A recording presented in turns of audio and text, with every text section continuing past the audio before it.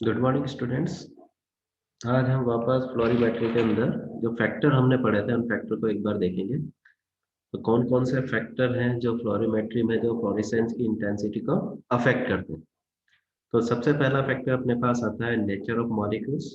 उसके बाद nature of substituents, effect of concentration, absorption, light, oxygen, pH, photo decomposition, temperature, viscosity, quantum yield, intensity of incident light और path length.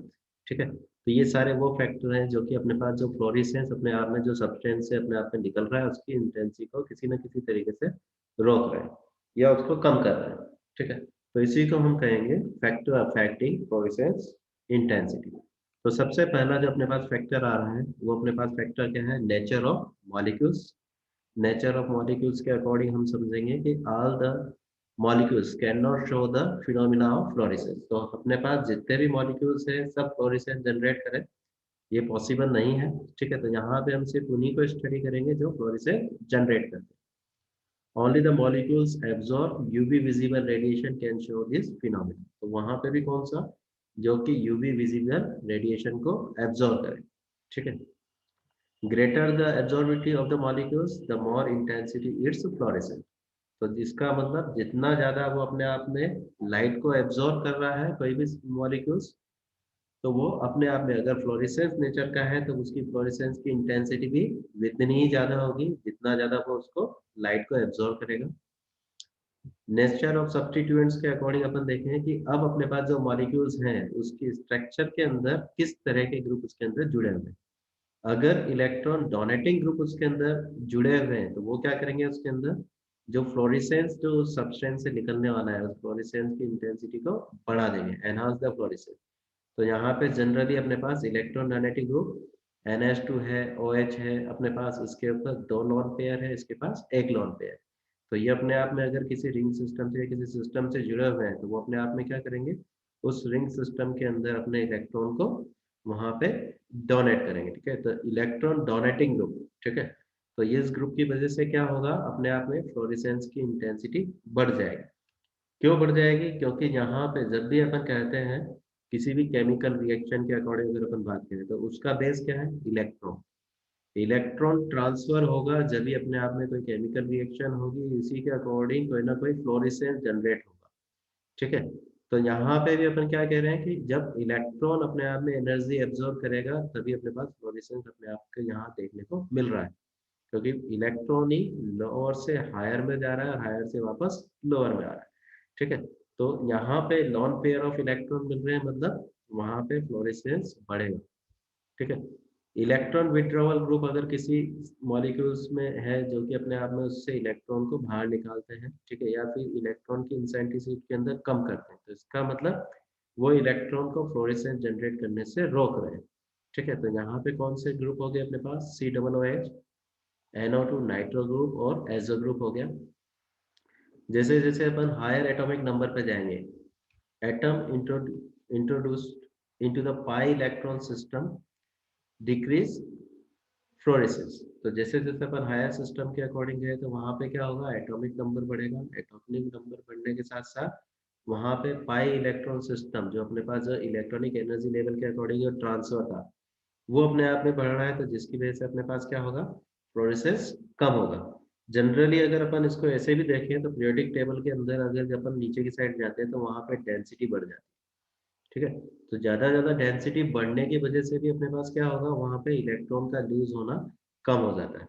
ठीक है, तो ये भी एक इफेक्ट यहाँ पे देखा जाता है। दूसरा, अगर अपन कह रहे हैं कि हायर में अगर और ज्यादा हायर एटॉमिक नंबर, तो फिर वो अपने आप में रेडियो एक्टिव सब्सटेंस में चेंज हो जाते हैं। ठीक है, तो वहां पे अपन अभी अपन वहां की बात नहीं कर रहे हैं, बिस्मथ के आगे वाले जो अपने पास ले रहे हैं, इफेक्ट ऑफ कंसंट्रेशन। तो कंसंट्रेशन के अकॉर्डिंग अपन क्या कह रहे हैं, जितना ज्यादा अपने पास में अपन कंसंट्रेशन किसी सैंपल की लेते जाएंगे उसकी फ्लोरेसेंस अपने आप में बढ़ती जाएगी, क्योंकि कंसंट्रेशन बढ़ेगा तो उसके अंदर जो लाइट के एब्जॉर्प्शन की कैपेसिटी, वो लाइट एब्जॉर्प्शन की कैपेसिटी बढ़ जाएगी, जिसकी वजह से एक लिमिट के बाद में वो फ्लोरेसेंस की लिमिट जनरेट नहीं करेगा। तो यहाँ पे हमने समझा था पिंचिंग इफेक्ट जनरेट हो जाता है, मतलब ज्यादा कंसंट्रेशन होगा तो वहां पे जो सॉल्यूशन या जो सैंपल है उसके मॉलिक्यूल खुद ही उसके फ्लोरेसेंस को बाहर निकलने से रोकेंगे। तो इसको हमने सेल्फ क्विंचिंग के अकॉर्डिंग समझा था नेक्स्ट क्लास में। इसी के बाद में अपने पास आता है एब्जॉर्प्शन। एब्जॉर्प्शन के अकॉर्डिंग अपन देखें तो extreme sensitivity of the method require very dilute solution. तो जब भी अपन एब्जॉर्प्शन की बात करेंगे तो यहाँ पे हम डाइल्यूट सॉल्यूशन यूज करेंगे फ्लोरेसेंस के केस में। क्यों? क्योंकि अगर जितना डाइल्यूट होगा तो हम जो वो मॉलिक्यूल्स के अकॉर्डिंग जो फ्लोरेसेंस है उसकी इंटेंसिटी को आसानी से और सही सही अपन ले सकते हैं। ज्यादा लेंगे तो वहां पे अपन उसको मेजर नहीं कर पाएंगे, तो अपन क्या करेंगे, डाइल्यूट फॉर्म में अपन उसको यूज करेंगे।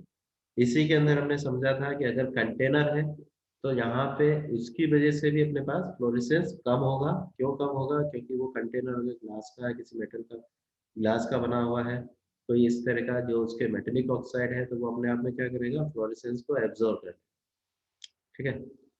Hence, strong solution must be diluted। तो इसका मतलब जो भी अपने पास strong solution है उसको dilute form में अपन को यूज लेना है ताकि फ्लोरेसेंस आसानी से अपन को दिख जाए। लाइट की फॉर्म में हमने यहाँ समझा था कि मोनोक्रोमेटर लाइट हमको यूज लेनी है। ठीक है, मोनोक्रोमेटर लाइट क्यों यूज लेनी है?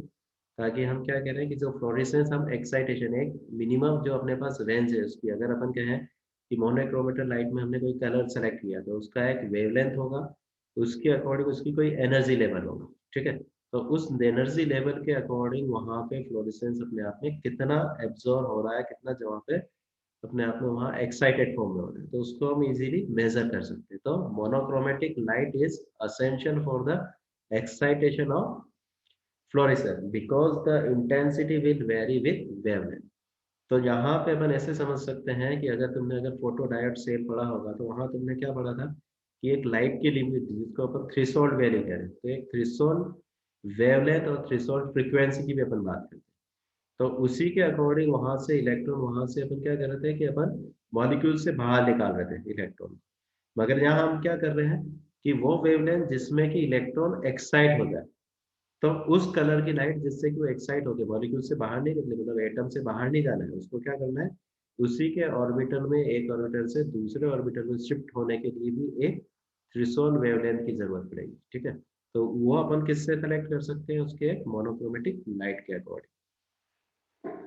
इसी के बाद ऑक्सीजन आता है। तो ऑक्सीजन अपने पास क्या कर रहा है, ऑक्सीडेशन कर रहा है। तो जिस सब्सटेंस का ऑक्सीडेशन हो जाएगा, तो ऑक्सीडेशन से भी क्या होता है, वहां पे जो उसके ऑक्साइड बन रहा है उसकी वजह से उसका फ्लोरेसेंस नेचर सब्सटेंस का खत्म हो जाता है। ठीक है, by quenching of the fluorescence. तो यहाँ पे क्विंचिंग इफेक्ट अपने आप में ऑक्सीजन की वजह से जनरेट हो गया।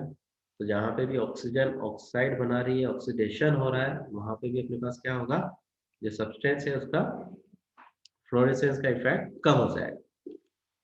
पीएच के अकॉर्डिंग अपन देखें, alteration of the pH of the solution will have the significant effect on fluorescence.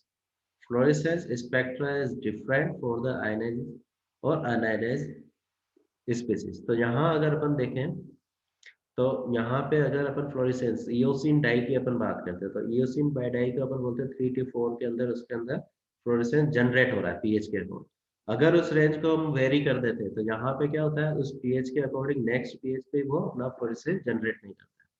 तो यहाँ पे एक पीएच की रेंज है जिसके अंदर जो अपने आप में कोई सब्सटेंस है वो अपना फ्लोरेसेंस जनरेट कर सकता है। तो यहाँ पे ये भी अपने लिए एक इंडिकेटर के रूप में अपन उसको यूज में ले लेते हैं। तो ये एक अपने लिए एडवांटेज कंडीशन हो जाती है। फ्लोरीमेट्रिक टाइट्रेशन अपन करते हैं तो वहां पे फ्लोरेसेंस के अकॉर्डिंग अपन इंडिकेटर यूज करते हैं। टेम्परेचर और viscosity, increase in temperature decrease in viscosity with decrease fluorescence. तो टेम्परेचर बढ़ने से क्या होता है अपने पास, टेम्परेचर बढ़ेगा तो क्या होगा, डाइल्यूशन बढ़ेगा। डाइल्यूशन मतलब डाइल्यूशन में टेम्परेचर बढ़ेगा तो जो भी अपन सैंपल है उसको अगर अपन टेम्परेचर बढ़ा दें तो उसके मॉलिक्यूल के अंदर काइनेटिक एनर्जी बढ़ी। काइनेटिक एनर्जी बनने से जो उसकी विस्कोसिटी है, विस्कोसिटी क्या हो जाएगी, कम हो जाएगी। विस्कोसिटी कम होने की वजह से क्या हो गया अपने पास, डिक्रीज फ्लोरेसेंस। तो अपने पास जो उसका फ्लोरेसेंस का इफेक्ट जो आ रहा था वो इफेक्ट क्या हो जाएगा, कम हो जाएगा। तो जनरल केस की बात है, जनरल केस में ही अपन बात कर रहे हैं कि टेम्परेचर बढ़ने से विस्कोसिटी कम होगी, तो जिसकी वजह से फ्लोरेसेंस अपने आप में कम होगा। तो ये रिलेशन याद रखना है टेम्परेचर बढ़ेगा, विस्कोसिटी घटेगी और फ्लोरेसेंस कम होगा। ऑब्जेक्टिव क्वेश्चन बनता है उसके अकॉर्डिंग, ठीक है। नेक्स्ट अपने पास है इंटेंसिटी, अपन कह रहे हैं of the incident light. Increase in intensity of light incident on the sample increase the fluorescence intensity. जैसे जैसे अपन लाइट की इंटेंसिटी बढ़ा रहे हैं, लाइट उसकी वजह से फ्लोरेसेंस अपने पास बढ़े। The intensity of light depending upon, किसके ऊपर डिपेंड कर रही है अपने पास intensity? Light emitted from the lamp. जो भी अपन लैम्प लाइट सोर्स ले रहे हैं उसके अंदर लाइट की इंटेंसिटी कितनी आ रही है, उसके ऊपर डिपेंड कर रही है। एक्साइटेशन मोनोक्रोमेटर्स, जो भी अपने पास एक्साइटेशन अपने पास मोनोक्रोमेटर है, तो मोनोक्रोमेटर किस टाइप का है उसके ऊपर डिपेंड कर रही है।